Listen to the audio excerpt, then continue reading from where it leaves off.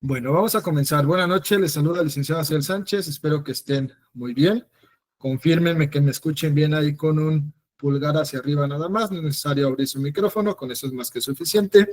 Vamos a hacer rápidamente un resumen de la sesión pasada.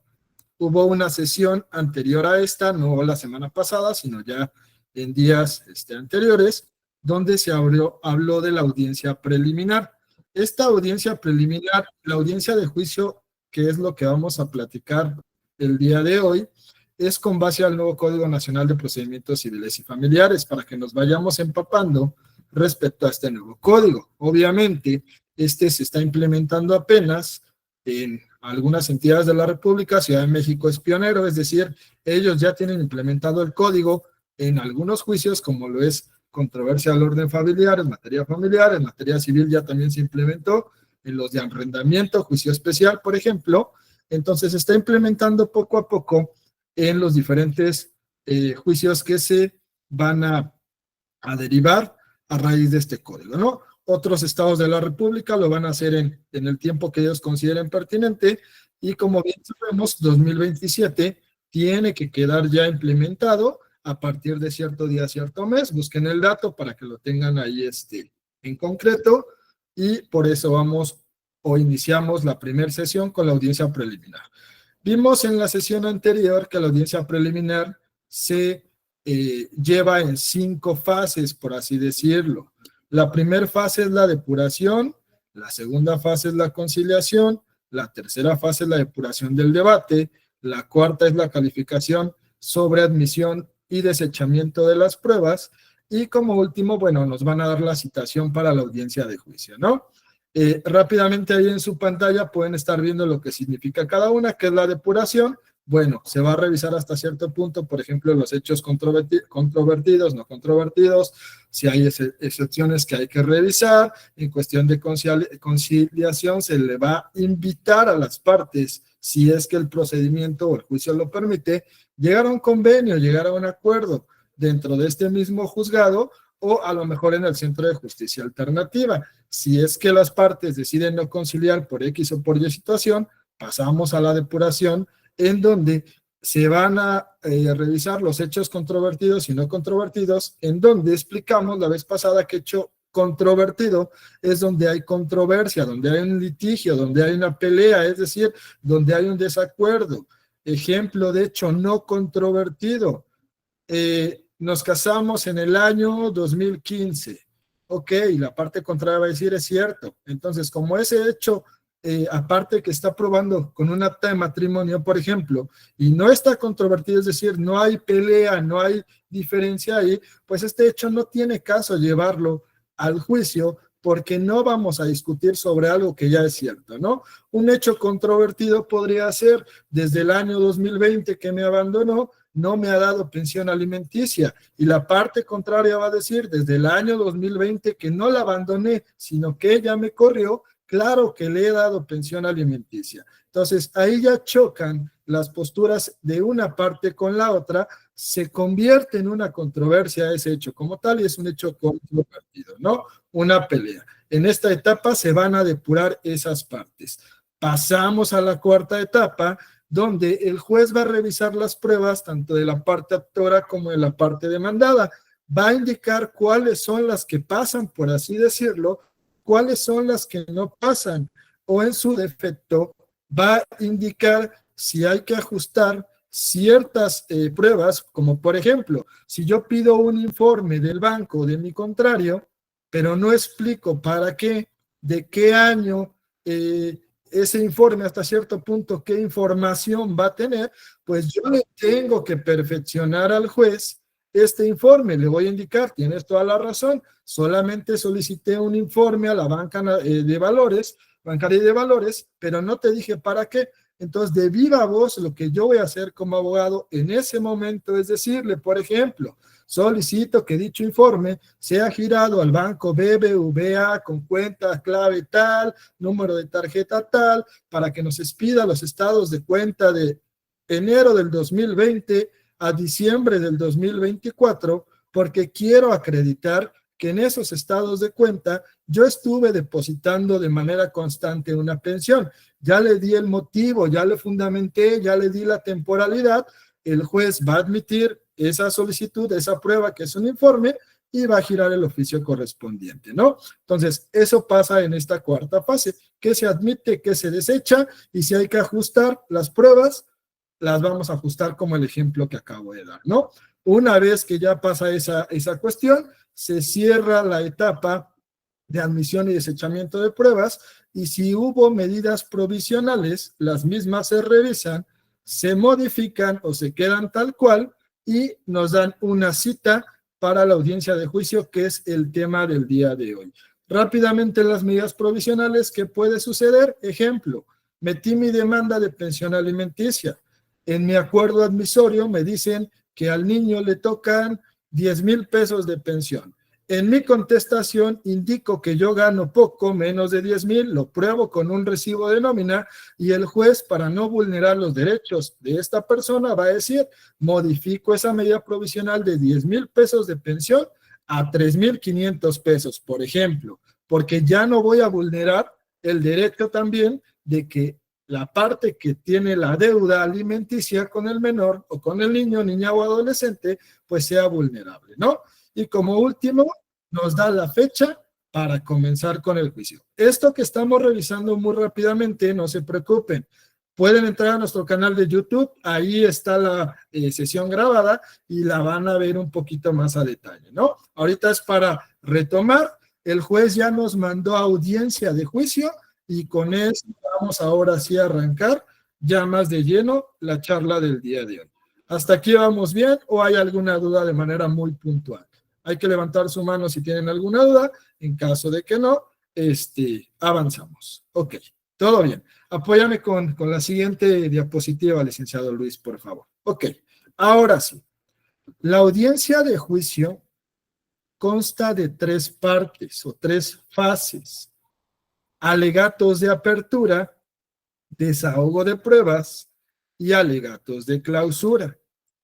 Eso se basa nada más. Suena muy sencillo, pero esta audiencia de juicio se puede llevar en una sesión, en 2 sesiones, en 3 sesiones. No hay un límite de sesiones, es decir, no en una cita que nos dé el juzgado vamos a terminar todo, porque vamos a desahogar testigos, declaración de parte, periciales, por ejemplo, a lo mejor va a haber una escucha de menor, va a haber a lo mejor la retroalimentación de una pericial de trabajo social que hicieron en la casa de las partes. Entonces, como pueden ser muchas pruebas o pocas pruebas, pues eso va a depender de la cantidad de audiencias que se lleven.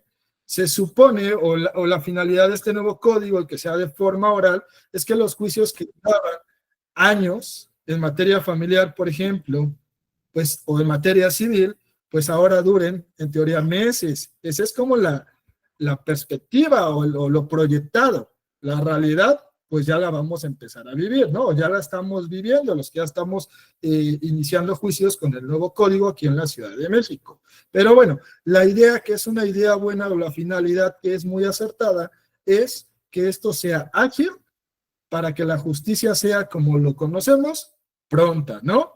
Que lamentablemente a veces no es. Entonces, en esa etapa de desahogo de pruebas, puede que nos citen ejemplo mañana y que el juez decida solo desahogar los puros testigos, testigos de la parte contraria y mis testigos. Punto. Nos dan otra cita, declaración de parte propia y contraria. Nos dan una tercera cita, periciales. Nos dan una cuarta cita, escucha del menor. Es incierto, como vuelvo a repetir, por la cantidad de pruebas. No hay un límite, la finalidad es que sea ágil, pero como tal no tenemos una cantidad que el código me diga, solamente se pueden llevar a cabo 3 y a ver cómo le haces. No, lo idóneo es que sea lo más pronto posible, ¿no? Si alguno de ustedes ya pudo estudiar, pudo leer el Código Nacional, me gustaría que empecemos a participar. La primera fase de la audiencia de juicio me dice que son los alegatos de apertura. Voy a explicar qué son, y en lo que explico qué son los alegatos de apertura, ahí dice artículo 678 del Código Nacional. Quiero que alguien busque cuánto tiempo tenemos para dar o hacer o expresar o manifestar mis alegatos de apertura. Y otra persona que me ayude, lo pueden ir anotando ahí en el chat, cuánto tiempo tenemos para los alegatos de cierre. Ojo, a lo mejor ni siquiera marca tiempo. Entonces, como estudiantes, para toda la vida, ¿por qué para toda la vida? No importa si ya acabaste tu licenciatura y ya estás ejerciendo. Al menos los abogados vamos a ser estudiantes de por vida si es que nos vamos a dedicar a esto. ¿Por qué? Porque la ley se reforma constantemente y necesitamos estar actualizándonos. Entonces, con base a eso, cuando entren en una charla, no solamente con nosotros, sino donde sea, pues traten de empaparse un poquito del tema para que sea un poco más digerible, haya más dudas para ustedes y pueda ser más nutriente para su desarrollo, ¿no? Entonces, una persona que me diga cuánto tiempo tenemos para alegatos de apertura si es que lo marca el código, y otra que me diga cuánto tiempo tenemos para alegatos de cierre si es que lo marca el código. En lo que me levantan la mano los valientes o me lo anotan en el chat, explico. ¿Qué son los alegatos de apertura? Los alegatos de apertura es manifestar de manera oral, es decir, hablando, así como lo que está haciendo su servidor, al juez algo que es una teoría del caso. Ahorita vamos a hacer un poco, utilizar tecnicismos, pero los vamos a explicar y saben que a mí me gusta ser muy coloquial al expresarme, ¿no? Para que quede un poquito más claro. Entonces, yo le voy a explicar al juez mi teoría del caso. Mi teoría del caso consta de 3 partes: lo fáctico, lo normativo y lo probatorio. Lo primero que son los hechos, el chisme, la esencia del juicio. ¿Por qué estamos aquí? Ah, ok, porque hubo un matrimonio. Porque dentro de ese matrimonio hubo 2 hijos. Porque esos hijos siguen siendo menores de 18 años. Por lo tanto, hay una custodia que arreglar, una pensión, un régimen de visitas. Eso que les estoy platicando, yo lo voy a traducir como abogado en mis hechos. Hecho 1, nos casamos. Hecho 2, tuvimos 2 hijos. Hecho 3, los hijos siguen siendo menores de 18 años. Hecho 4, el señor se fue, no les da la pensión alimenticia que corresponde. Hecho 5, el señor ha sido violento. Vamos a ir contando de manera muy puntual y esencial de qué se trata el problema entre las partes. Ese es mi tema fáctico, mis hechos. Ahorita vamos a tratar de dar un ejemplo para que quede más claro la teoría del caso, cómo la voy a expresar en mis alegatos de apertura. Ahí ya me colocaron que no podemos tardar más de 10 minutos. Ya nos contestaron la primera pregunta. El Código Nacional me dice que el juez me va a decir: abogado, manifieste sus alegatos de apertura. Y el Código Nacional me dice que no me puedo tardar más de 10 minutos. Entonces, yo puedo decir mis alegatos de apertura en 1 minuto, en 2, en 3, en 4, 5, 6, 7, 8, 9 o hasta 10, no más. Y si yo ya llevo 10 minutos hablando, el juez me va a decir: abogado, licenciado, licenciada, abogada, con base al artículo tal, del código tal, usted solamente tenía o tiene 10 minutos. Sea breve, por favor, en sus alegatos de apertura. Concluya, por favor, sea preciso, sea conciso, que no les pase eso. La mayoría de los abogados hablamos mucho, hablamos, pero no hablar mucho significa que eso va a traer algo concreto, conciso, y que realmente le va a dar al juez lo que necesita para que nuestro cliente que estamos representando pueda demostrar al juez durante el juicio lo que queremos demostrar. Comentan a alguien que ahí 10 minutos es poco. Yo considero que 10 minutos es excesivo para unos alegatos de apertura, si eres puntual. Si eres A veces su servidor es mucho que le echa crema a sus tacos, como se dice coloquialmente, hablo mucho, repito mucho, y la idea a lo mejor puede ser más simple, ¿no? Entonces, ayúdenme ahí a poner también los alegatos de, no he visto si pusieron los de cierre, los de apertura ya me pusieron hasta máximo 10 minutos. Ahorita damos un ejemplo, ¿no? Entonces, de la teoría del caso, el hecho fáctico es lo que acabo de explicar, paso a paso de las cosas más importantes que nos competen.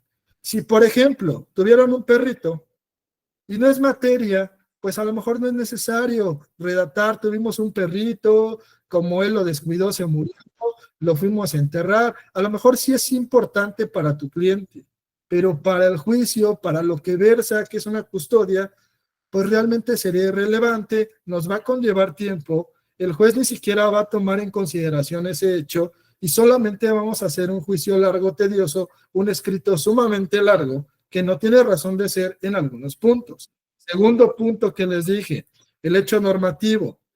Muy sencillo, las leyes, los códigos, ¿cómo voy a fundamentar? ¿Cuál es mi ley madre? A lo que estamos hablando ahorita, Código Nacional de Procedimientos Civiles y Familiares. Así es, como comentan ahí, nos vamos a abocar a los hechos controvertidos, porque es lo que voy a probar, porque yo ya depuré en la audiencia preliminar de mis 10 hechos, 5 no sirven, es pura paja. Entonces yo me voy a abocar en mi teoría del caso a los 5 que me interesan. ¿Para qué voy a decirle al juez? Ejemplo, nos casamos en el año 2015 bajo sociedad conyugal. Si estamos en un juicio de divorcio, se da por hecho que si estoy en un juicio de divorcio, hubo previamente un matrimonio que acreditó con acta de matrimonio, mismo documental que obra en el expediente y mismo hecho que no fue controvertido y mismo hecho que se depuró. No tiene caso en un alegato de apertura volverlo a mencionar. Ya está acreditado, ya está probado y por lo tanto no es necesario poder atacar esa parte, ¿no? Entonces, como abogados tenemos que empezar a aprender, y yo creo que a todos nos falla eso, y poniéndome como ejemplo en primer lugar, que a veces hablamos cosas o decimos cosas que no son necesarias. Entonces, si yo me voy a mis hechos controvertidos, a fundamentar con mis leyes rápidamente, y como tercer punto, a manifestar mis pruebas y cómo van relacionadas, mis alegatos de apertura, créanme que en menos de 10 minutos voy a ser claro, preciso y macizo. Y el juez va a entender lo que quiero que él entienda o lo que quiero que él hasta cierto punto considere, ¿no? Entonces, alegatos de apertura ya nos quedó claro, menos o máximo 10 minutos. Alegatos de clausura ya también ahí ya me pusieron que en ambos, entonces ya están ahí estudiando, eso es bueno, ya están leyendo su código. Los alegatos de apertura entonces están formados por hechos fácticos, normativos y pruebas. ¿Cómo lo voy a manifestar? Voy a dar un ejemplo rápidamente y me gustaría que alguno de ustedes se anime y nos diga un alegato de apertura breve para que a nosotros o a todos nos quede más claro. Vayan ahí pensándolo, levanten su mano, yo creo que todos lo podemos hacer y les voy a dar un ejemplo rápidamente, ¿no? Su señoría, soy licenciado Asael Sánchez, número de cédula fulano de tal. En este juicio versa una cuestión de controversia al orden familiar, en donde con base al hecho número 3, en donde se ha acreditado que existe un menor de iniciales tal de 5 años y una menor de iniciales fulana de tal de 7 años, pues versa que existe una custodia que se tiene que resolver y de la cual mi clienta, es decir, mi representada, ha sido responsable en cumplirla a pesar de que ella no tenga estipulada la misma definitiva, por ejemplo, ¿no? Este hecho que estoy mencionando, su señoría, también va relacionado a que la parte demandada no ha cumplido con su obligación de pasar alimentos, pensión alimenticia, y pues que tampoco ha tenido las visitas y convivencias a pesar de que mi representada siempre ha estado en la mejor disposición de que él mismo pueda convivir con su menor hija y su menor hijo, puesto que es un derecho que le corresponde a los niños. Con base a lo que acabo de narrar, su señoría, fundamento que con base al Código Nacional de Procedimientos Civiles, en el artículo X, Y y Z del apartado tal o del libro tal, estamos ante usted, el cual es competente, el cual con base a ese artículo usted puede resolver, porque este es un juicio oral familiar que va a atender la controversia familiar, y de la controversia familiar se desprenden los puntos que acabo de mencionar: custodia, pensión alimenticia, régimen de visitas. En el entendido de los hechos narrados, fundamentándole con X, Y código, es importante mencionarle que mediante la prueba testimonial de mi oferente, por ejemplo, de mi persona, Juan Mateo y Marta Sánchez, ellos van a acreditar que en el hecho con el numeral número 3, pues yo he estado a cargo de mis hijos y he sido responsable. También mi testigo fulano de tal va a acreditar con base al hecho número 7 que el señor, a pesar de que se le ha permitido o invitado a convivir con sus hijos, él no lo ha hecho, ¿no? Por otro lado, mi otro testigo, fulano de tal, va a acreditar cómo, a pesar de que enfrente de él le he pedido a mi contraparte dinero para los gastos de mi menor, de mi niño, de mi niña, de mi adolescente, pues ha sido omiso e irresponsable. Aunado a esto, ofrecí la prueba documental, fulana de tal, para acreditar el hecho tal y tal, con base al artículo tal que permite que se ingresen este tipo de pruebas. También se ofreció la declaración de parte propia y contraria, en donde mediante el cuestionamiento que en el momento procesal oportuno se le hará al demandado, pues acreditaremos con base al hecho 8, 9 y 10 que el demandado ha sido irresponsable en el pago de la pensión. Con base a estas pruebas, lo narrado y el fundamento que doy su señoría, solicito que en el momento que se desarrolle el juicio y usted dicte sentencia, pues sea a favor de mi representada, pues acreditaremos eso y por lo tanto usted nos brinde la pretensión que es la guarda y custodia definitiva para mi representada, una pensión alimenticia vasta y suficiente para sus dos hijos, así como se fije un régimen de visitas para los niños. Palabras más, palabras menos. Acabo de inventar ahorita el alegato. Se me acaba de ocurrir. Me costó un poco, pero tengo la idea. ¿Por qué? ¿Por qué me costó? Porque estoy inventando datos, porque estoy viendo cómo cuadro. Si a ustedes tienen ya la información, es decir, tienen su demanda, su escrito inicial, o si eres contraparte, tienes tu contestación de demanda y obviamente estructuras bien tus alegatos antes de llegar a la audiencia, pues te va a costar menos trabajo porque ya traes una estructura, porque ya sabes de qué trata el juicio, porque no vas a inventar, como ahorita su servidor, nombres, pretensiones, hechos. Ya tienes toda la estructura y con base a toda esa estructura, tú ya puedes llevar unos alegatos preparados que no los vas a leer, mucho ojo, los alegatos de apertura no se leen, se manifiestan de manera oral, pero que al tú ya estudiar, al tú ya tener un borrador y a lo mejor llevar a tu audiencia cosas puntuales como fechas, porque a lo mejor tu memoria no es tan buena y quieres mencionar una fecha importante o un número de cuenta o un número de tarjeta o un CUR o no sé, el dato que tú no sepas, claro que te puedes apoyar con apuntes, pero no vas a leer. Entonces, primera parte de la audiencia de juicio son los alegatos de apertura. ¿Hasta aquí hay alguna duda o más o menos queda claro? Les escucho. ¿Sí me han escuchado o he estado hablando solo? Sí, sí me escuchan, ya vi, ya vi. Ok. Sí, sí, te ¿Alguien, escuchamos. alguien quiere animarse a Maestro, usar? ¿Cuánto? Dime, licenciado. Ay, no, no vi quién era. Adelante, el que habló. ¿Alguien habló o no? Creo que no. Ok. Hasta aquí, ¿alguien se quiere animar aventarse un alegato de apertura rápidamente? ¿Cuánto me tardé? ¿Tomaron el tiempo? ¿Cuánto me tardé rápidamente?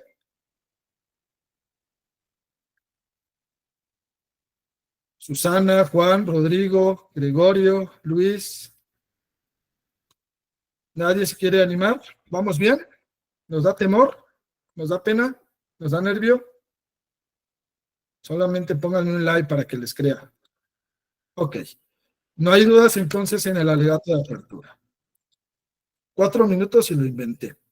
Imagínense, si van preparados 5 minutos y hacen unos 5 a 7 minutos, yo considero, y hacen unos alegatos de primera. Pero si no voy preparado, aunque me den 1 hora, no me van a salir los alegatos. Obviamente, conforme tengan práctica, conforme vayan teniendo sus asuntos, pues eso va a hacer que sea más fácil. Pero el nervio nunca se va a quitar. El error ahí siempre puede estar. Por eso no hay que confiarnos a nuestra memoria, como le dije, llevar puntualizado en una libreta lo que a lo mejor sea importante para que cuando esté manifestando de manera oral pueda estar ahí viendo y pueda tener o esos datos y poder ir referenciando y sea más fácil, y si se me llega a pasar algo, pues ya tengo ahí mi borrador, ¿no? Entonces, eso es alegato de apertura. Una vez que pasen esos 10 minutos o menos, se van a empezar a desahogar las pruebas. El código no me marca un orden, es decir, no me dice primero declaración de parte, después testimonial, después nos vamos a la pericial. Aunque hay un orden por costumbre, en el procedimiento anterior, ¿cuál era el orden? Existía la confesional, mucho ojo, en este código ya no existe la prueba confesional, entonces si ustedes llevan un juicio con el Código Nacional y ofrecen la prueba confesional, aparte de que te la va a desechar el juez en la audiencia preliminar, pues vas a evidenciar que desconoces del código, que ni siquiera lo leíste, que ni siquiera te diste cuenta que la prueba confesional desapareció, pero la sustituye, entre comillas, por así decirlo, la prueba que es declaración de parte propia o contraria, que es algo mejor a mi punto de vista, porque las preguntas ya no son tan cuadradas, ya no son tan que diga si es cierto como lo es, o tiene una estructura que a veces muchas preguntas no pasaban porque son muy quisquillosos en la forma en que se debían de elaborar. No deberían de estar en sentido negativo, por ejemplo, deberían ser muy puntuales, no ser insidiosas, etc., ¿no? Prueba confesional, olvídenlo, los que trabajaron o sigan trabajando con la confesional, en el Código Nacional desaparece. Y entra la declaración de parte propia y contraria, que es parecida o mejor a eso, y que ya se trabajaba en los juicios orales familiares de la ciudad y se trabaja en, por ejemplo, el Estado de México y algunos otros códigos, ¿no? Entonces, aquí en el desahogo de las pruebas, el juez nos va a estipular cómo va a comenzar. Normalmente consideramos que va a iniciar con la declaración de parte propia y contraria. De ahí va a seguir con la testimonial y de ahí puede seguir con periciales o lo que haya, ¿no? También suele suceder, dependiendo del juez, que si se solicita la escucha del menor, puede que la escucha del menor sea antes de la declaración de parte y de todo, o puede que sea después. Eso va a depender del juez como tal. No hay una regla, chéquenlo, no hay un artículo que diga que vas a iniciar con tal y con tal y con tal. No hay un orden como tal. Entonces, ¿cuál es mi obligación? Si a mí me dijeron, por ejemplo, que mi audiencia de juicio es el 5 de octubre a las 12 del día y yo tengo testigos, mi obligación es llevar a mis testigos el 5 de octubre a las 12. Pasen o no pasen mis testigos ese día, mi obligación es llevarlos a la audiencia de juicio. Punto. Porque si no los llevas, el juez te los va a desechar porque va a considerar que ya no tienes interés en esa prueba, no los presentaste y al no presentarlos, pues ya no se va a desahogar y por lo tanto se te va a desechar. Tu obligación como abogado es llevar a tus testigos, pasen o no pasen en esa cita, porque si inician con la declaración de parte propia y contraria, se consumen el tiempo que dan de audiencia, que normalmente es 1 hora, pues te van a dar una continuación de audiencia de juicio. Mucho ojo, la primera audiencia de juicio se llama audiencia de juicio y la segunda audiencia de juicio, la tercera, la cuarta y la que gustes y mandes, se llama continuación de audiencia de juicio. No lo marca el código, sí lo marca como tal, pero para que quede más claro. Primera es mi audiencia de juicio, segunda en adelante que verse sobre el desahogo de pruebas sería continuación de la audiencia de juicio. No te van a decir la segunda audiencia de juicio, la tercera audiencia, no, es continuación de audiencia de juicio. ¿Hasta aquí vamos bien o hay alguna duda, licenciados, licenciadas?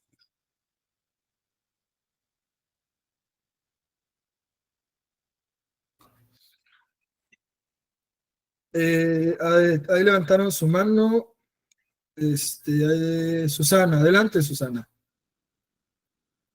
Yo solamente tengo duda, si es, o sea, siempre así sean 4 audiencias de juicio, siempre va a ser continuación de juicio. Siempre es la continuación de la audiencia de juicio. Yo pensé que me ibas a decir que querías decir tus alegatos de apertura. Sí, más adelante. No te preocupes, ya habrá momento. Sí, siempre va a ser continuación de audiencia de juicio. Muy bien. Están preguntando, ¿sí queda resuelto, Susana? Sí, muchas gracias. Ok. Dice, la testigo puede ser presentada por la fuerza pública ok. Si tú ofreces un testigo y no aclaras que ese testigo, el juez tiene que ordenar que se presente, pues el juez tampoco es adivino. Ejemplo, vamos a poner un ejemplo para que quede más claro. Me demandan y yo le digo a mi mamá y a mi papá, mamá, papá, me acaba de demandar mi esposa, dice que no le doy pensión a mis hijos. Y ustedes han visto cómo cada 8 días le deposito, porque ustedes me acompañan a la plaza, pasamos al cajero, depositamos, les enseño el ticket y de ahí nos pasamos al cine. ¿Cierto o falso, papás? Cierto, hijo. Ok.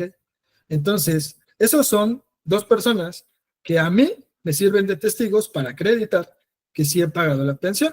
Entonces yo voy a ofrecer esos testigos, su nombre, su domicilio, y que de propia voluntad ellos van a ir porque me están apoyando.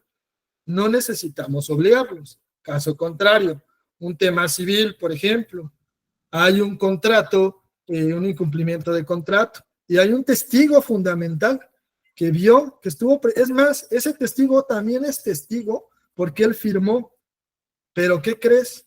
Le hablas y le dices, oye, Juan Pérez, necesito que vayas, porque necesito que testifiques lo que tú viste, lo que tú hiciste, lo que pasó. Y él te dice, mira, el contrato lo firmó Pedro y tú vas a él, pero los dos son mis amigos y yo no voy a ir porque yo no quiero perjudicar a mis 2 amigos. Quiero ser imparcial. Tienes que explicarle, fundamentarle al juez que necesitas que ese testigo vaya, que el testigo no quiere ir y el juez lo que va a hacer es, palabras coloquiales, hasta cierto punto obligarlo a ir. Con un apercibimiento, una multa, lo van a ir a buscar, que ese es el peor escenario, ¿no? Primero es, venga por las buenas, le llega un citatorio, te vale. Pues no vienes, voy por ti, te sanciono. Pero va a depender tu testigo cómo lo ofrezcas. Si el juez no vio que solicitaste que lo obligaran, por así decirlo, pues el juez no lo va a obligar porque se supone que era alguien que tú pusiste porque en teoría iba a ir porque te quiere apoyar. Y como no aclaraste que tenían que, entre comillas, obligarlo y llevarlo, pues el juez no va a subsanar tus errores. Entonces, hay que tener cuidado con eso. ¿Queda clara tu pregunta, licenciada? Ay, Dios, perdónenme, Judy. Si no, me anotas ahí en el chat, ¿no? Entonces, ok, muy bien. Desahogo de pruebas. Vamos a explicar las pruebas más comunes que se van a dar. Licenciado Luis, ayúdame a proyectar la que te comenté, por favor. Necesito que me ayuden a participar porque si no luego me duermo y siento que me están...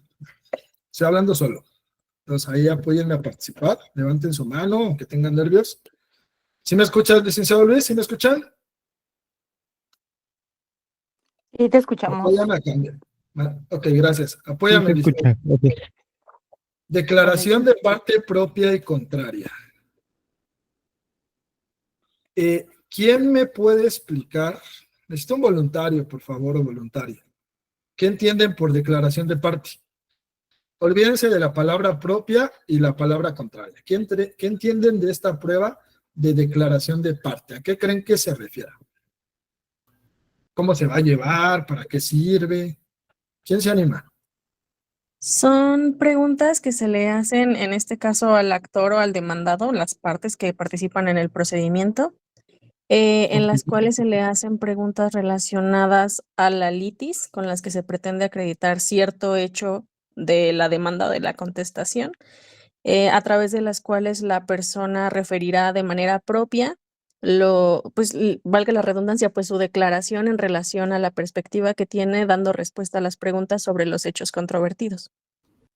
Ok, nos dio una buena definición. Son preguntas que le van a hacer a alguna de las partes, es decir, el actor del demandado, con la finalidad que él mismo acredite de su propia boca si el hecho que se está atribuyendo es cierto o falso. Pusieron ahí que es la confesión. No, no es la confesión, porque si no, ahí nos vamos a confundir. Acuérdense que la confesional no existe, y la confesional, la prueba confesional era una confesión a través de un pliego de posiciones, es decir, de posiciones, preguntas específicas. La declaración de parte es un interrogatorio abierto hasta cierto punto, y ahorita vamos a ver las características. Dígame, licenciado, creo que vi que era el licenciado Luis. Sí. ¿Cómo dijo que se llama ahora la prueba confesional? O bueno, ¿cuál la sustituye? No me lo tomen a mal. Soy muy crudo, muy transparente, pero es la forma en que aprendemos desde mi punto de vista. Y si estoy mal, de antemano me disculpo. Aprendamos a cambiar las palabras. Ya no utilicen confesional. Si la prueba confesional ya no existe en este código, elimínenla y no la sustituye. Yo lo comenté así, que es algo que se asemeja, que podría sustituir, pero no es como que el código diga, quité confesional y en su lugar puse declaración. No.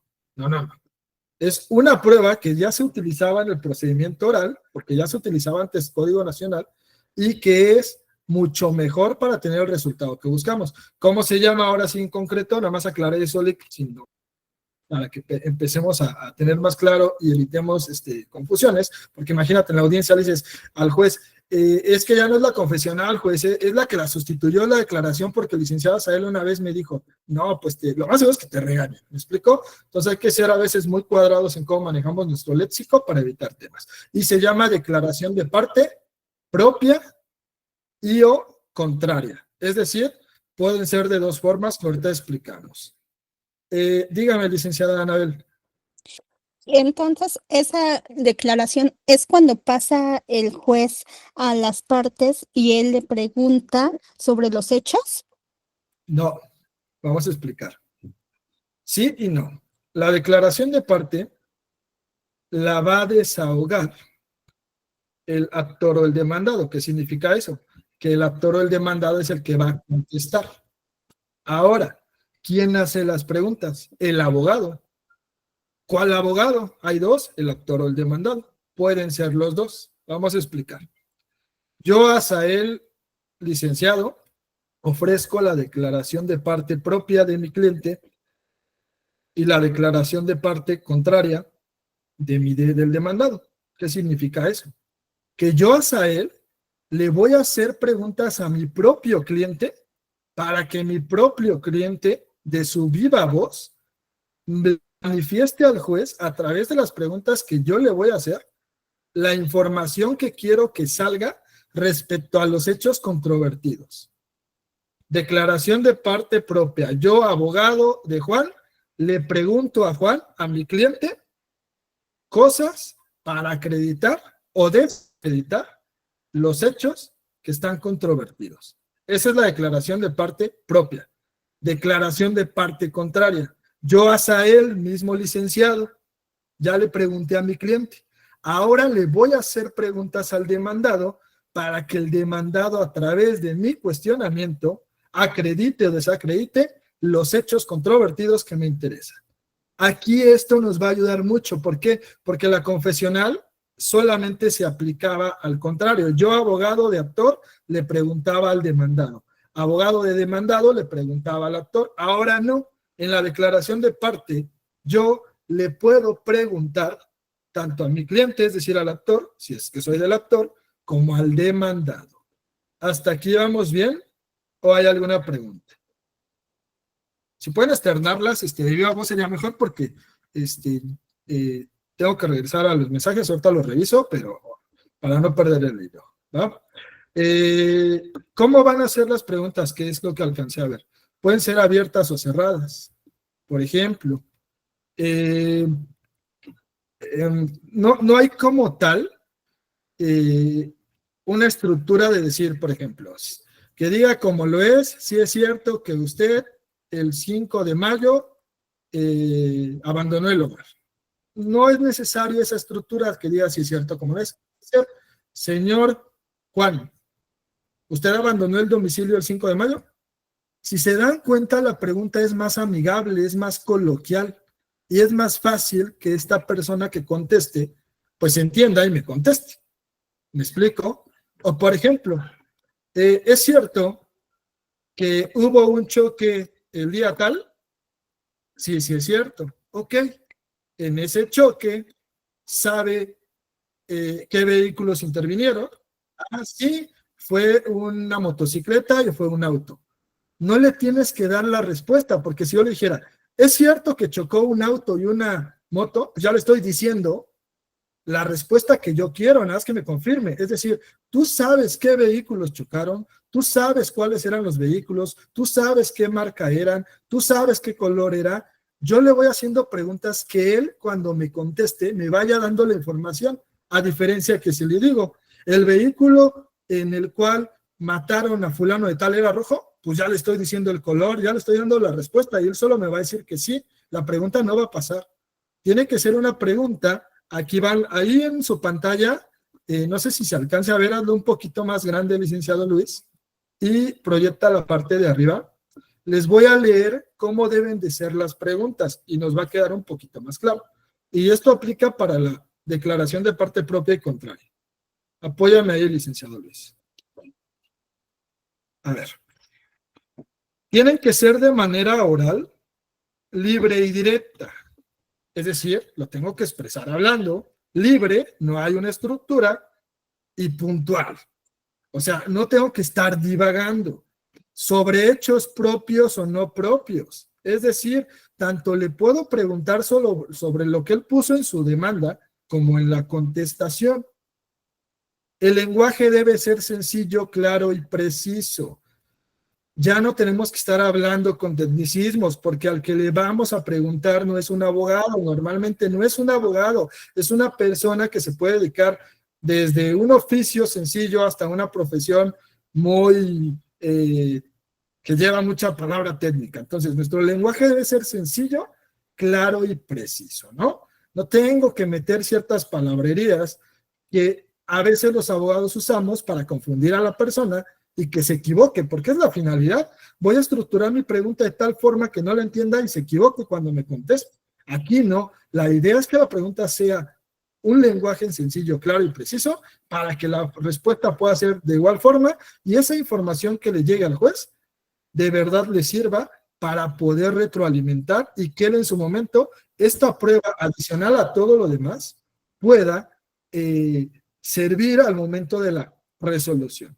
Las preguntas pueden ser abiertas o cerradas, que es una pregunta abierta. Por ejemplo, ¿te gusta el helado? La respuesta es sí, sería una pregunta cerrada. Ahí, ¿te gusta el helado? Nada más decir sí o no. ¿Cómo te gusta el helado? Ya es una pregunta abierta. Ah, me gusta con chispas, con una galletita de vainilla, XY. Entonces, una pregunta cerrada es donde simplemente la respuesta va a ser un sí o un no, y una pregunta abierta donde la persona al contestar puede expresarse de diferentes formas. ¿Te gustan los vehículos? Sí, no. ¿Te gustan las motocicletas? Sí, no. ¿Tienes alguna motocicleta? Sí. Ok.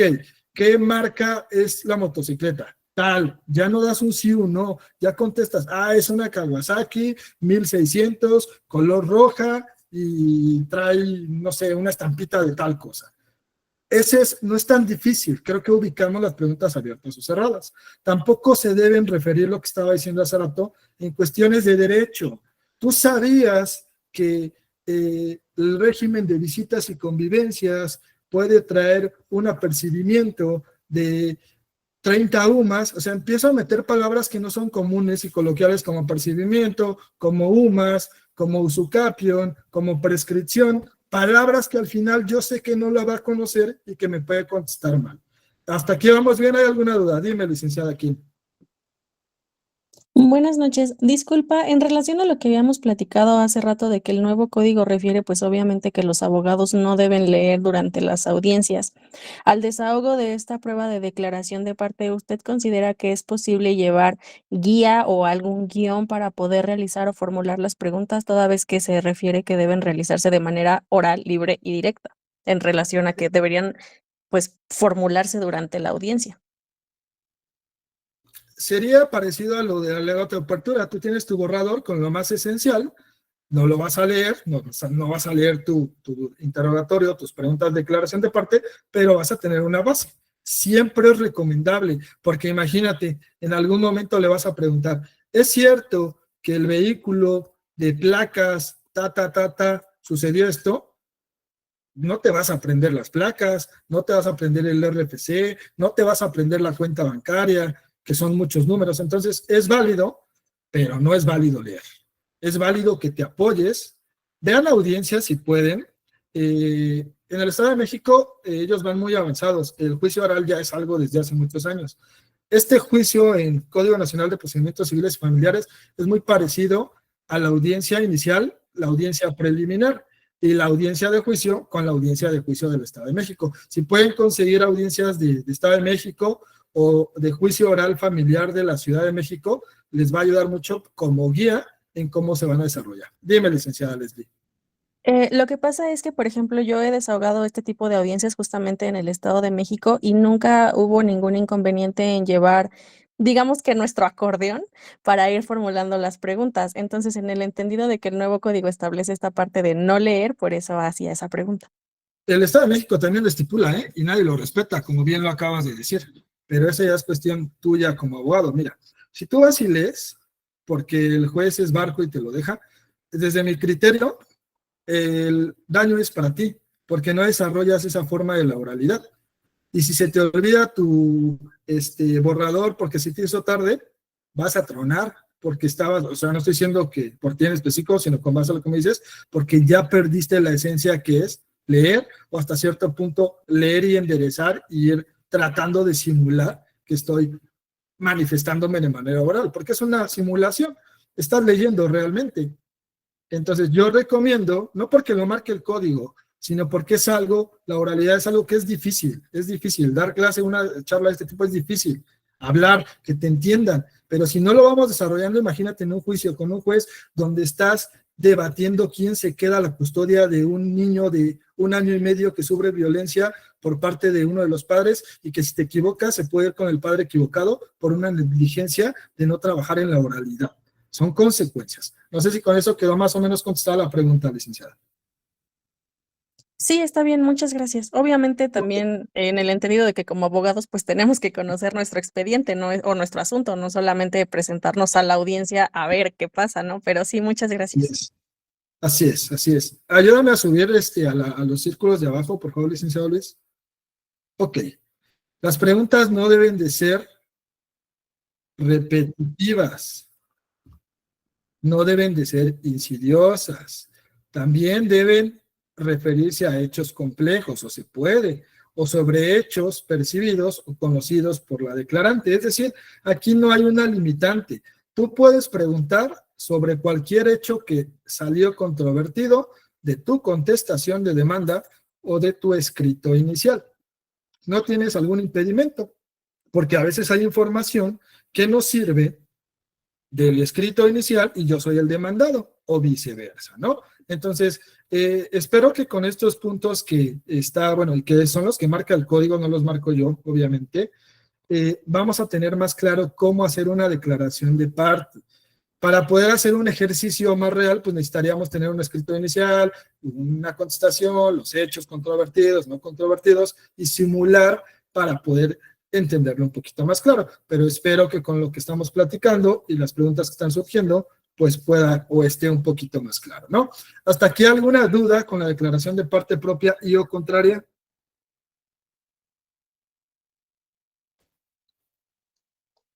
No, Como ninguna.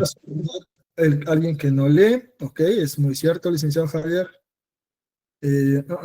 Solo las preguntas abiertas para mi cliente y cerradas para la contraparte. No, pueden ser abiertas y cerradas, tanto para tu cliente como para tu contraparte. Aquí tienes que ser muy inteligente, muy estratégico, ¿no? No vas a poner en jaque a tu cliente y al otro vas a ser tibio. O sea, en teoría, tienes que ser muy astuto qué tipo de preguntas le vas a hacer a tu cliente y qué tipo de preguntas al contrario. Porque puede que tu cliente, en la declaración de parte propia, es un arma de doble filo. Si no la sabes desahogar y desarrollar, puede que tú solito hagas que tu propio cliente hunda el barco. O sea, entre el abogado que contrató Juan y Juan, solitos van a perder si no saben desarrollar una declaración de parte propia. Tampoco por eso vas a decir, pues no lo ofrezco, nada más la contraria para no equivocarme, porque una declaración de parte propia, como les digo, es un arma de doble filo. Si la sabes utilizar muy bien, te va a ayudar bastante, porque ya el código te permite que tu cliente hable a través de preguntas tuyas, del propio abogado. Y en la confesional del código anterior, las preguntas tú las hacías al demandado y el abogado contrario a tu cliente. Entonces, obviamente uno estructuraba las preguntas con base a lo que conviniera, y mi cliente igual iba a contestar lo que convenía, pero no había más apertura de que el cliente se expresara, porque al final no había una testimonial del propio cliente, si lo queremos llamar así. Ahorita con la declaración de parte propia es una buena oportunidad, si la sabemos manejar, para que el juez se entere de muchas cosas y no quede limitado, y como se dice coloquialmente, escuche la versión de las dos partes, y con la versión de las dos partes, más tu trabajo, cómo acredites con demás pruebas, etc., el resultado sea favorable para ti y para tu cliente, ¿no? Ese sería de manera muy general la declaración de parte, que es una de las pruebas que son, entre comillas, novedosas, más que nada la parte propia, que no existía, la contraria ya, como les comentaba, y que nos puede servir mucho y puede ser una base fundamental. Contrario a la confesional, que ya era una prueba obsoleta, que te preguntaban, ¿usted pagó pensión? Pues siempre decías que sí. ¿Usted es responsable? Sí. ¿Usted le ha pegado a sus hijos? No, obviamente mentían, muchos mentían. Entonces no tenía caso ya una confesional, cuando por muy bien estructuradas que sean las preguntas, normalmente las personas mienten o mentimos, ¿no? Entonces con la declaración de parte la estructura cambia y eso va a mover muchas cosas. ¿Hasta aquí alguna duda? Si no, para pasar a la segunda prueba, que considero de las más, pues sí, no más importantes, pero que son las que nos hace ver o entender un poquito más. Ayúdame con la siguiente, por favor, licenciado Luis. Ok, declaración de testigos o la testimonial. La declaración de testigos nos dice que nosotros podemos ofrecer hasta 2 testigos por hecho. Es decir, si yo tengo 4 hechos controvertidos, mucho ojo con esto, porque eso puede ser una laguna desde mi punto de vista. El código dice, al menos 2 testigos por hecho. Yo a él lo interpreto así. Si tengo 4 hechos y 2 personas conocen el hecho 1, 2 el hecho 2, 2 el hecho 3, 2 el hecho 4, pero cada uno de esos 2 son diferentes, en teoría podría ofrecer 8 testigos, 2 para cada hecho de mis 4, porque eso es lo que dice el código. Normalmente ofrecemos solo 2 para todo el juicio, y todavía ponemos que mis 2 testigos les consta todos los hechos de mi escrito. ¿Cierto o falso, licenciada Leslie, que veo que ya tiene cierta experiencia? Así le poníamos. Mis testigos van a acreditar todos los hechos de mi escrito. Y nosotros solemos ofrecer 3. Ok, tú ofreces 3, por ejemplo. Pero es cierto o falso que muchos abogados ofrecían 2 y esos 2 supuestamente sabían todo. Sí, por supuesto, pero pues obviamente también es importante ver que hay hechos donde evidentemente ninguna persona externa puede ser testigo más que las propias partes. Así es, imagínate, pones tu acta de, no sé, de un contrato de que vendieron un vehículo y supuestamente esta persona estuvo ahí. Y en tus hechos relatas que el contrato lo firmaron hace 10 años y que a tu testigo lo conoces de hace 5. ¿Cómo entonces estuvo el en el testigo? contrainterrogatorio es donde los testigos terminan contradiciéndose. Así es, así es. Entonces, considerando esa parte, tenemos que ser muy astutos. Ya no podemos seguir trabajando igual desde el punto de vista, porque aparte que los seleccionan, muchos los preparan. Y una cosa es preparar a tu testigo para ver cómo va a desarrollar la prueba, a preparar qué es lo que el testigo va a decir, que es diferente. Como abogados, les aconsejo no preparen a sus testigos para decir lo que ustedes les digan. Prepara a tu testigo para que al momento que desahogue su testimonial, él esté preparado en el entendido de qué puede pasar, cómo es el procedimiento, hasta cierto punto, cómo es la estructura, la forma de contestar. No es lo mismo decirle a mi cliente, mira, vas a pasar, yo te voy a hacer unas preguntas, con base a estos hechos que ya hemos platicado, que es la contestación de la demanda, de lo que tú digas, el abogado contrario te va a preguntar y va a tratar de que caigas en falsedad. Y de ahí, yo si veo necesario, te vuelvo a preguntar sobre la misma información que ya vertiste, y de ahí nuevamente el abogado contrario te va a preguntar. Entonces, de ahí yo le estoy diciendo, mira, testigo, si tú mientes, cuando te pregunte el otro contrario, el abogado contrario, y se dé cuenta, pues va a hacer que caigas en falsedad, en contradicción, como dijo la licenciada. Y luego, cuando yo te vuelvo a preguntar para salvar las papas del fuego, pues medio enderezo el barco, pero luego viene otra vez el abogado por cuarta y última vez y destroza tu testimonio. Entonces, di lo que sabes, di lo que te consta, dónde estuviste. Por eso es imposible, salvo casos muy específicos, que hasta ahorita no he visto alguno, que un testigo conozca todos los hechos de una demanda. Es casi imposible. No puede estar o estuvo en todos los hechos de una demanda. Estuvo a lo mejor en la mayoría o en los esenciales, pero en todos no. Entonces, ¿qué es la declaración de testigos? Pues esa manifestación de una persona que nosotros decidimos traer de manera voluntaria u obligada, que es lo que veíamos hace rato, para que manifieste lo que le consta, lo que percibió. Un testigo no es aquel que escuchó el chisme, que me vinieron a contar que ayer mataron a mi vecino en la calle. Y yo digo, sí, sí es cierto, sí lo mataron. ¿Y cómo sabes? ¿Estabas ahí? No, es que a saber que es bien chismoso porque es abogado, me contó. Entonces usted no es un testigo, señor. Usted es una persona que le llegaron un chisme que sí pasó, pero que usted está contando el chisme a como lo entendió, cómo se lo contaron.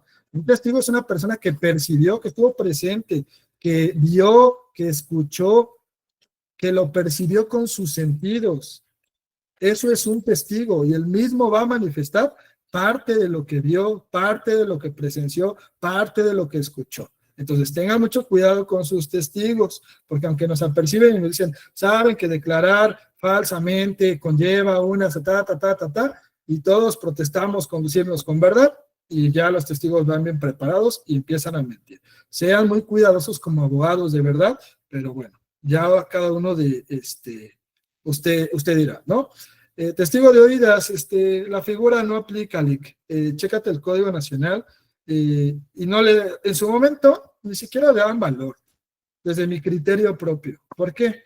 Porque el mismo nombre lo dice, escuchó, se enteró. Mi mamá, yo le dije a mi mamá que siempre he sido responsable con la pensión de mis hijos.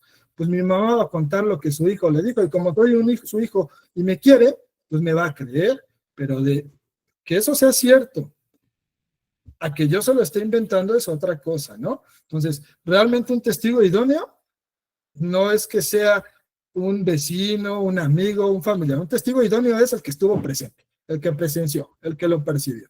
¿Y cuál es el testigo indicado?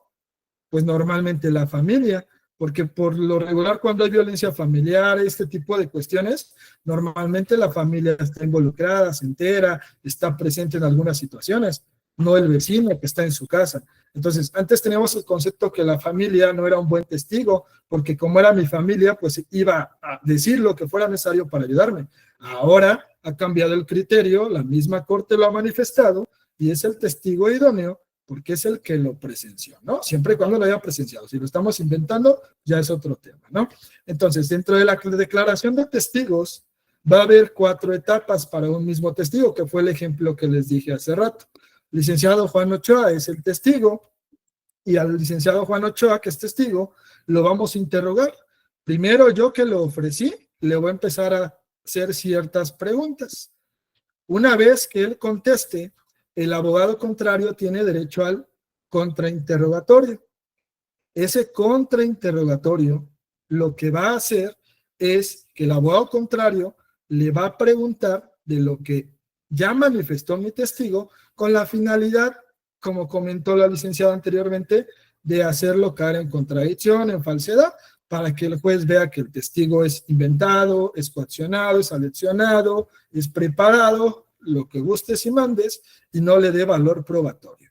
Una vez que el abogado contrario le pregunte a mi testigo, yo tengo una segunda oportunidad de preguntarle a mi testigo con base a toda la información que se ha desarrollado, que él mismo ha manifestado, no sobre información nueva. Ya tuve mi oportunidad en mi interrogatorio de preguntar.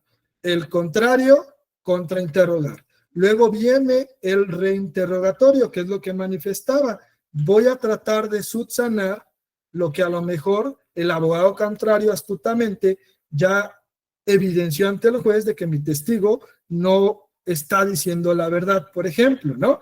Y una vez que yo reinterrogue, viene por última ocasión el abogado contrario y recontrainterroga, es decir, vuelve a cuestionar con lo que ya escuchó de parte de mi testigo y la finalidad del abogado, por ejemplo, que ofrece el testigo es que el testigo le dé información al juez sobre hechos o puntos que me interesan.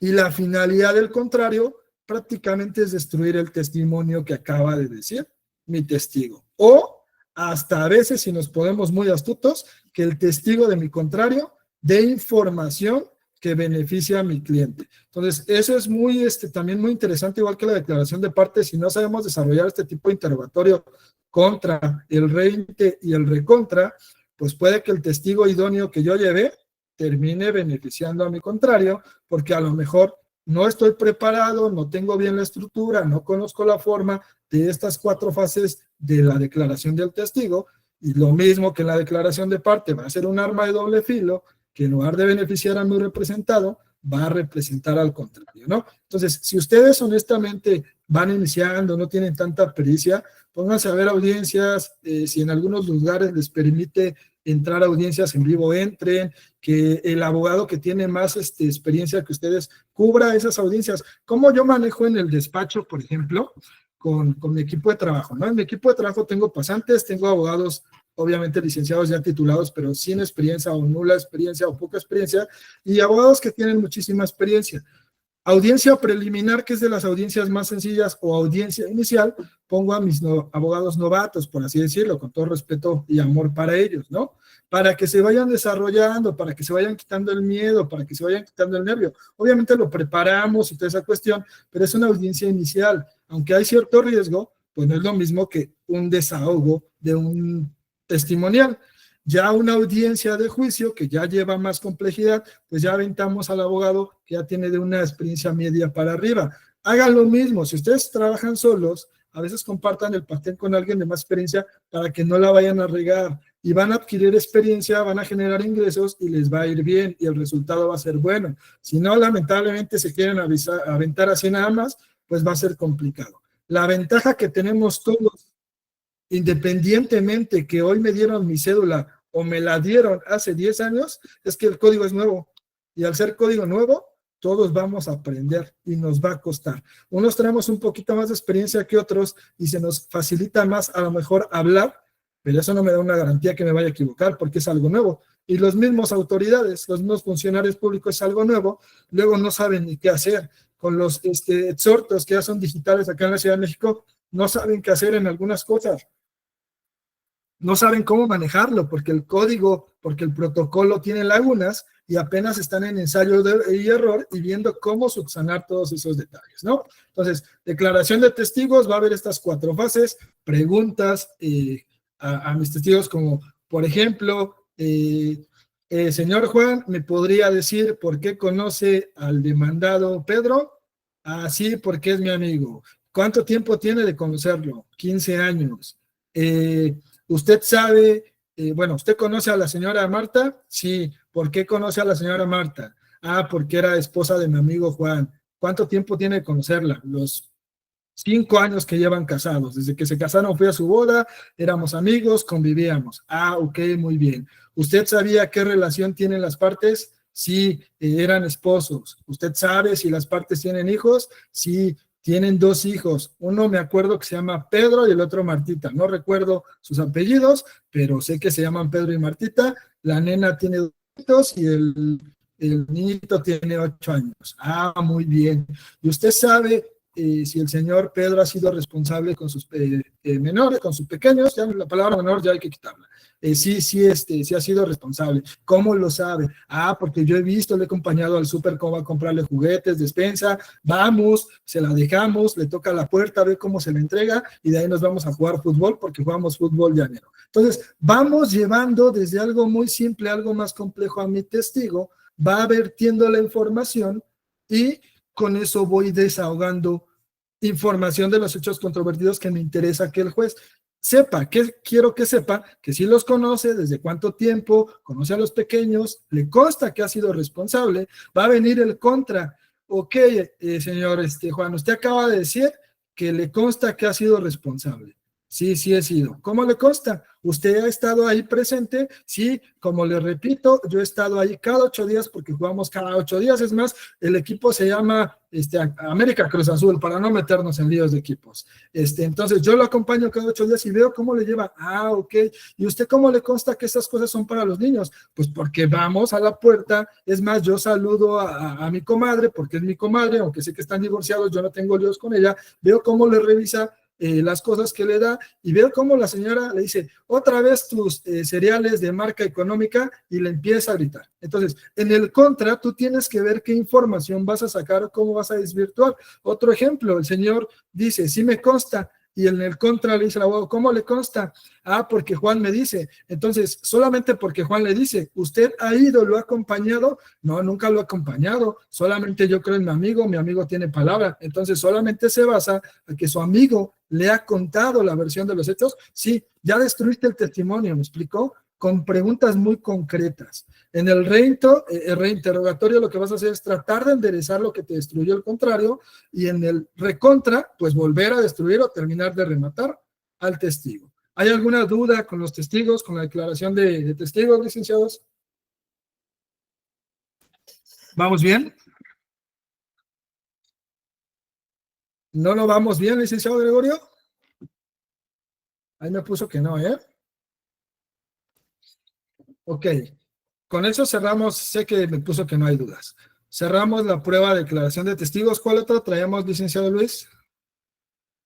Ok, esto es de manera muy general, pruebas. El ofrecimiento se va a hacer, que si había dudas, no, le agradezco, licenciado.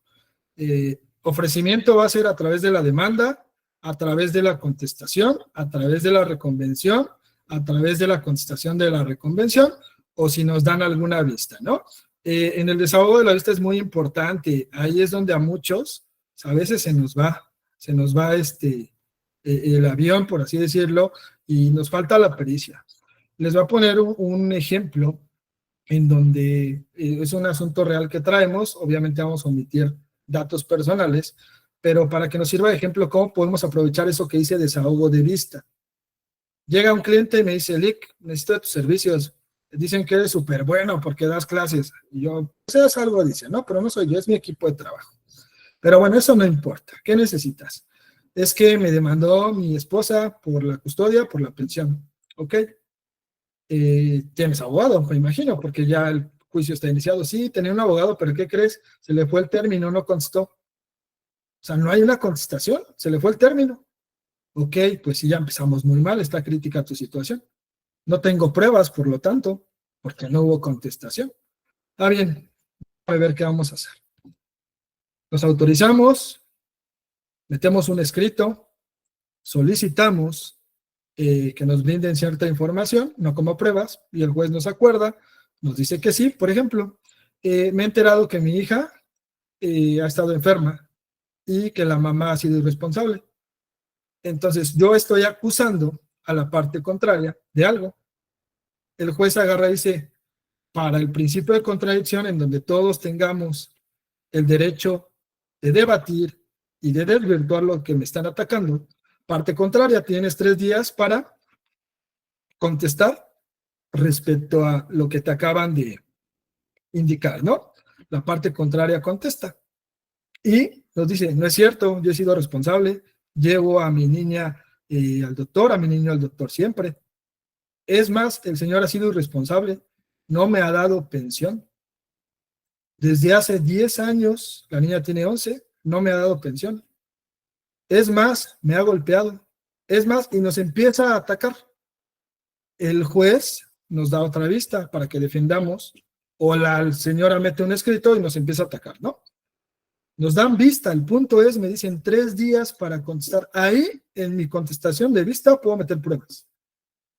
No contesté, ya no puedo ofrecer a lo mejor hasta cierto punto testigos, o la declaración de parte, pero puedo meter pruebas como, no es cierto, ingreso videos, donde ella es la que me golpea, ingreso recibos de pagos que le he hecho, ingreso todo lo que tenga que tener que haber ingresado en mi contestación, como prueba, y no es superveniente, sino es a través de una vista que me dieron para acreditar lo que se me está atacando, y ya enderecé un poco el barco, porque ya empiezo a generar pruebas, se empiezan a generar escritos de un lado y del otro, me siguen dando vistas y puedo seguir ingresando ciertas pruebas, y de no tener nada, ya empiezo a tener algo, y en ese tener algo solicito oficios al INSS, al ISSSTE, a Comisión Nacional Bancaria de Valores, con finalidad de ver que si le he dado pensión, que ya trabaja, y empiezo a generar pruebas que van a enderezar mi barco. Pero si yo no sé que en un desahogo de vista lo puedo hacer como marca el código, pues nunca voy a ingresar pruebas, voy a esperar que salga la sentencia y pues el resultado no va a ser bueno, ¿no? Entonces estos son ciertos consejos con base a la experiencia que se ha adquirido, que les pueden servir en la práctica para que, aunque te llegue un cliente que se le fue el término, si eres astuto, puedes enderezar y hasta ganar el asunto, ¿eh? Entonces, ¿es complicado? Claro que es complicado, pero no es imposible, ¿no? Estas pruebas se ofrecen, se exhiben si son documentales, físicas o electrónicas, y van a estar disponibles o no disponibles en el expediente físico, en caso de que exista, porque ya en el Código Nacional dice que hay expediente físico y virtual, abusados, va a haber 2, físico y virtual. En el Estado de México ya nada más existe el virtual, ya no existe el físico. Y aquí en Ciudad de México, en procesos escritos, existe todavía el físico, ¿no? Entonces, de manera general, así se ofrecen las pruebas en esas 5 cosas: demanda, contestación, reconvención, contestación de reconvención, o en alguna vista. ¿Alguna duda, pregunta hasta aquí, licenciados, licenciadas? O somos muy buenos explicando, o ustedes son muy buenos entendiendo, o ya se quieren dormir, ¿eh?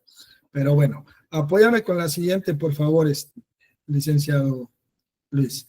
Esa ya no, apóyame con regresa a la de audiencia de juicio. Dime, licenciado Rodrigo. Sí, buenas noches. Perdón, ¿qué pasa si una de las partes de los codemandados fue requerido por medio de edictos y no dio contestación? ¿Se pueden ofrecer más pruebas al vencimiento de su término?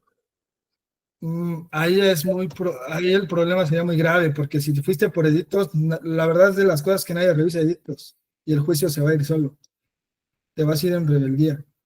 Entonces, o sea, no vas a poder, o sea, por lógica y sentido común te diría, no vas a poder ofrecer pruebas porque fue por edictos, nadie revisamos, ni siquiera los abogados revisamos eso, y por lo tanto no te vas a enterar y no vas a ofrecer. Supongamos que se fue por edictos, pero todavía no acaba el juicio, y por X te enteras. Ahora sí que te integras al juicio autorizando a tus abogados, te dan una vista, puedes integrar pruebas, como lo que acabo de ejemplificar hace rato, pero es muy raro porque pues normalmente nadie hace ese tipo de revisiones. No sé si más o menos queda contestada la pregunta. Me refiero que si en el caso que yo fuera la parte actora y hay 2 codemandados, uno de ellos contestó y el otro se emplazó por edictos. Hay el término que les den 30 días, por ejemplo, se vence ese término y no contestan. Algunos casos veo que se marca que se debe de ir contestando como negativa la demanda. Entonces, ante ese hecho, ¿uno puede ofrecer más pruebas como actora? Solamente pruebas supervenientes. Ya cuestión de vistas no, porque obviamente nunca te van a contestar los contrarios nada, se fueron en rebeldía, y como bien mencionas, no es que se vayan en negativo, es decir, al irte en rebeldía la consecuencia es que todo lo que yo diga se da por cierto. Ejemplo, Yo, actor, demando a Rodrigo.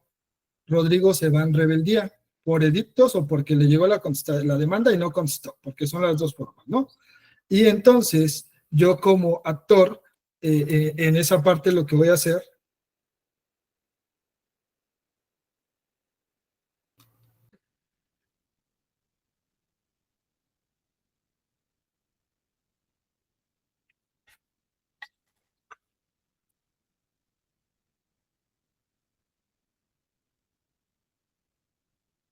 Licenciado, tiene apagado su micrófono.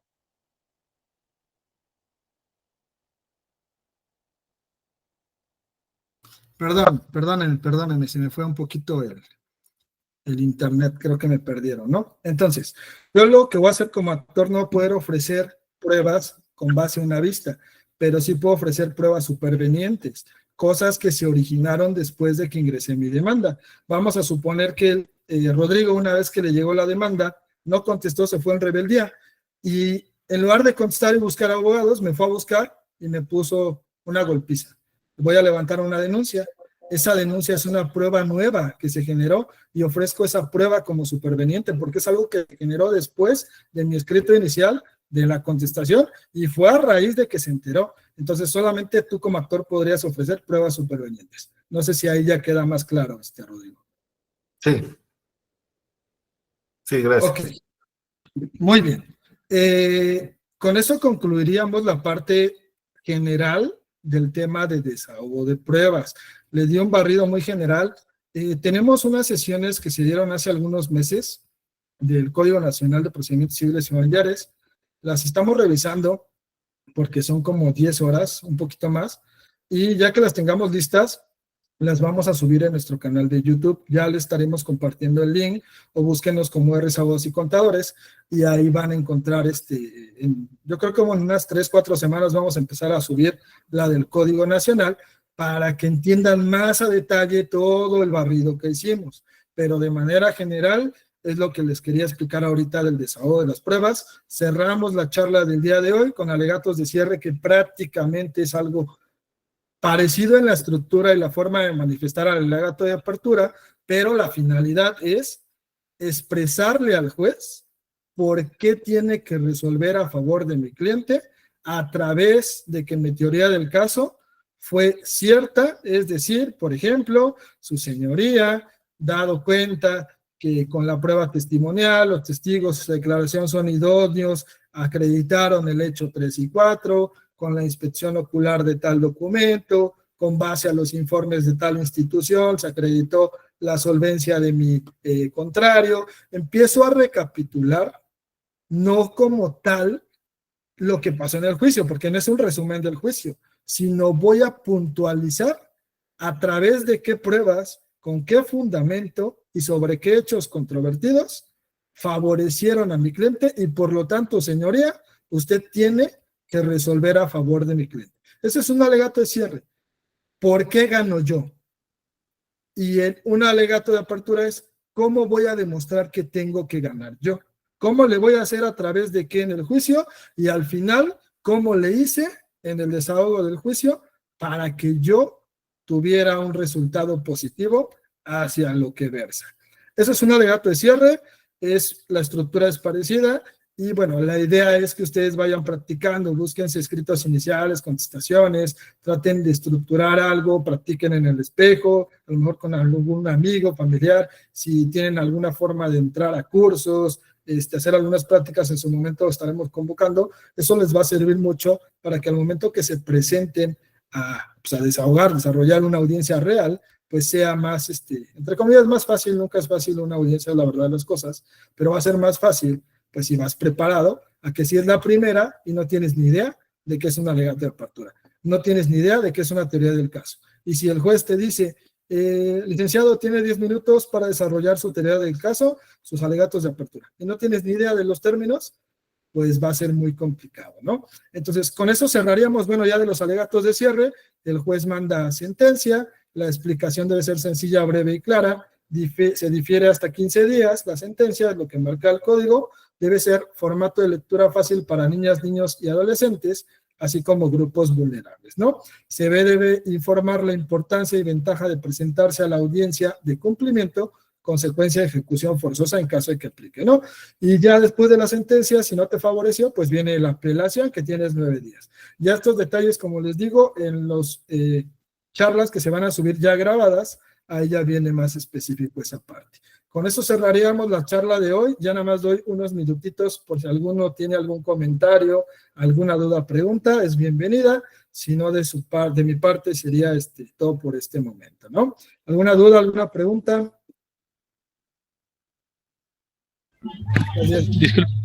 Disculpe, ¿van a compartir la presentación por este medio? Sí, mira, la charla está grabada, se está grabando, se va a depurar y se sube, yo creo que en 1 o 2 semanas a lo sumo. Y ahí va a estar la presentación. De igual forma, en los grupos de WhatsApp, si llegaron a través de un grupo de WhatsApp, ahí les voy a compartir la presentación, las diapositivas para que las tengan.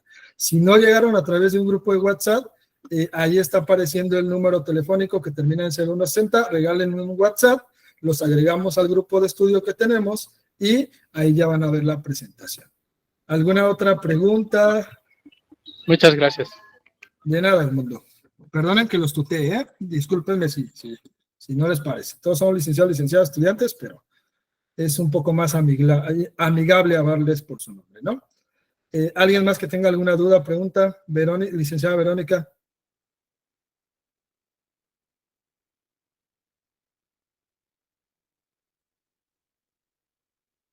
Creo que no. Licenciado Emir. Adelante, licenciada Verónica. Disculpa, sí, mire, tengo una duda con respecto al ofrecimiento de pruebas. En materia civil, ¿por qué se descarta la declaración de parte? Cada rama o cada materia, civil, penal, familiar, tiene sus aristas, tiene ciertas situaciones. Va a depender el juicio en el que versa. Por ejemplo, si en materia civil estás hablando de un contrato del incumplimiento y ya existe un contrato con unas firmas, pues en la declaración de parte, si vas a acreditar que existe un contrato, que si lo firmaste, pues sale sobrando. Va a depender mucho del juicio como tal. Pero analiza bien tu código, porque como tal, no está descartado, ¿eh? Ok. Perfecto. ¿Alguna otra duda? Ahí en las charlas que les digo del Código Nacional, ahí ya hablo un poco de materia civil y de materia familiar. Ahorita no lo tocamos, pero ahí viene. Ya pronto los tendremos listos. ¿Alguna otra duda, licenciado Emir? Disculpe, buenas noches, licenciado. Tengo una pregunta un poco básica, sinceramente, pero es una que me tiene como pensante. ¿Usted considera que durante la etapa de declaración de testigos o la testimonial, el hacer, digamos, pues no sé, buenas o correctas preguntas, depende del previo estudio del caso o ya es como que con respecto a la agilidad que se va desarrollando durante el juicio? Ok, no es una pregunta básica y yo creo que es una pregunta compleja y te la dividiría en 3 partes. Va a depender de tu experiencia, de tu agilidad, de conocer el juicio y lo más importante, de conocer al testigo. Si yo llego al juicio, al desahogo de la testimonial y nunca hablé con mi testigo, lo voy a tronar, me lo van a tronar, es lo más seguro. ¿Qué recomiendo yo? No preparar, mucho ojo, hablar. Mi obligación como abogado es, si voy a ofrecer a Emir y a Verónica Echevarría como testigos, necesito verlos mínimo una vez antes de que llegue ese juicio, platicar con ellos, ver cómo se desarrollan y explicarles la forma en que se va a estructurar. Licenciado Emir, vas a ser testigo, ¿sabes sobre qué versa el juicio? No, solamente me dijeron que voy a ser testigo, pero no sé ni de qué. Pero pues yo ahí ya contaré lo que pueda. Imagínate, lo llevas así a desahogar, un desastre total. Entonces, serían esas 3 vertientes. Ve a tus testigos, platica con ellos, y a mí lo que luego me ha pasado mucho es, me dice el cliente, mira, mi testigo va a ser Chano o Juano. No, necesito mínimo 4. 4 probables testigos como mínimo. Me trae a los 4 testigos, platico con los 4, te digo, estos 2 no sirven, o estos 4 de plano no, mejor, ¿ya no tienes más? No, mejor no ofrezco testimonial, porque nos va a destruir. Entonces, pero si yo no hice ese análisis previo, el resultado puede ser desastroso, ¿no? Entonces, estudia tu testigo sería una de las preguntas, obviamente tu habilidad para desarrollar el desahogo de la misma y también el estudio de tu caso, ¿no? No sé si con eso queda claro, licenciada Mir. Sí, muchas gracias, Lic. ¿Alguna otra duda, pregunta? Creo que no. Ok, entonces, nada más déjenme checar ahí rápidamente en el chat, creo que ya no, las diapositivas ya contesté. Espero que no se me haya pasado ninguna, creo que ya se contestaron todas. De todos modos, si tienen alguna duda, alguna cuestión que se les pueda apoyar, en el número telefónico que está ahí es el de WhatsApp que maneja su servidor, con todo gusto a mis tiempos les podemos ahí apoyar, si necesitan apoyo con asuntos, lo que sea, el despacho les puede respaldar, ya lo platicamos en privado, ¿no? La idea es poder crecer, aprender, ayudarnos unos de otros, ustedes me ayudan a crecer porque aprendo de ustedes y espero que ustedes aprendan un poquito de este lado, ¿no? Les agradecería mucho ya para cerrar, que ahí tenemos nuestras redes, nuestro canal de YouTube, nuestra Instagram y todas esas redes. Entren, por favor, regálenos un comentario que sea positivo, si es posible, un like, vean nuestras charlas que ya tenemos grabadas, ya tenemos más de 30 y tantas charlas de diferentes temas. Eso nos sigue ayudando a crecer como negocio, como despacho, porque es la verdad de las cosas, pero también como persona, y hacer este tipo de cuestiones sin fines de lucro y más que nada para crecer, ¿no? Entonces, les agradezco mucho su tiempo, deseándoles que tengan una muy buena noche y cualquier cosa estamos allá al pendiente. Que descansen y que tengan buena noche. Hasta luego.